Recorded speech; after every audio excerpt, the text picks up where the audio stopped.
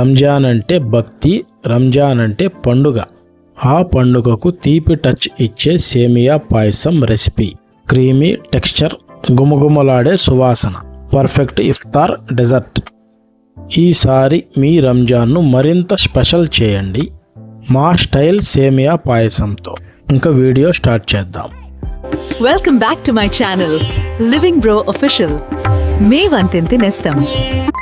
ఇవి 250 గ్రాముల సేమియా, అలాగే 1 లీటర్ పాలు, 300 గ్రాముల పంచదార, కొద్దిగా నెయ్యి, కొన్ని జీడిపప్పు, కొన్ని కిస్మిస్తో మనం ఈ సేమియాని చేద్దాం. ఇప్పుడు స్టవ్ వెలిగించుకొని ఒక గిన్నె పెట్టుకుందాం. దీంట్లో 1 లీటర్ స్వచ్ఛమైన పాలను పోసుకుందాం. మనం ఈ పాల సేమియాని కేవలం పాలతోనే చేస్తున్నామండి. ఎలాంటి నీళ్లు మనం ఇందులో వాడటం లేదు. పూర్తిగా పాలతోనే మనం ఈ సేమియాని రెడీ చేస్తున్నాం. పాలు తెరిలాయండి. ఇప్పుడు మనం స్టవ్ ఆఫ్ చేసుకొని ఈ పాల గిన్నెను పక్కన పెట్టుకుందాం. ఇప్పుడు ఒక కడాయిలో 2 టేబుల్ స్పూన్ల నెయ్యిని వేసుకొని, నెయ్యి వేడెక్కిన తర్వాత జీడిపప్పుని వేపుకుందాం. జీడిపప్పు వేగిన తర్వాత ఇందులో కిస్మిస్ను కూడా మనం వేసుకొని వేపుకుందాం. ఇప్పుడు ఈ వేగిన కిస్మిస్ జీడిపప్పుల్ని మనం పక్కకు తీసి పెట్టుకుందాం.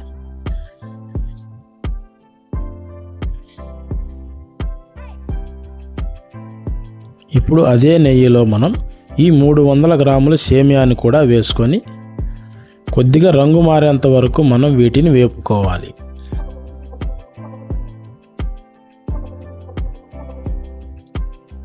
ఇప్పుడు ఈ వేగిన సేమియాలో మనం ఆ లీటర్ పాలని పోసేసుకుందాం.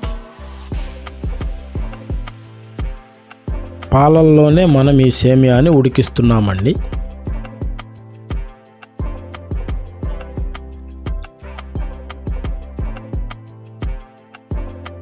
మధ్య మధ్యలో మనం కలుపుకుంటూ ఉండాలి. సేమియా మెత్తగా ఉడికిందండి. ఇప్పుడు ఇందులో 300 గ్రాముల పంచదారని కూడా వేసేసుకుందాం.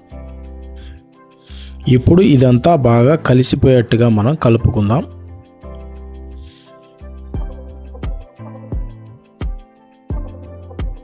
పంచదార అంతా చక్కగా మెల్ట్ అయిందండి.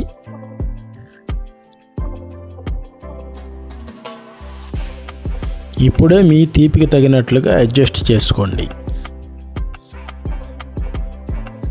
చూడండి ఎలా క్రీమీగా ఎలా ఉందో ఈ పాయసం. మనం అడుగంటకుండా దీనిని కలుపుకుంటూ ఉండాలి. ఇప్పుడు ఇందులో ఫైనల్గా మనం ఇందాక నేతిలో వేపుకున్న కిస్మిస్ జీడిపప్పుని వేసుకొని స్టవ్ ఆఫ్ చేసుకోవటమేనండి. ఇంతేనండి. ఇలా చాలా సింపుల్గా ఈ రంజాన్ పర్వదినాన్ని మీరు ఈ సేమియాతో స్టార్ట్ చేయాలని మేము కోరుకుంటున్నాం. మీకు ఈ వీడియో నచ్చినట్లయితే లైక్ చేయండి, షేర్ చేయండి, అలాగే మన ఛానల్ని సబ్స్క్రైబ్ చేయండి. Thank you friends. Bye. Thank you for watching. Subscribe for more delicious recipes.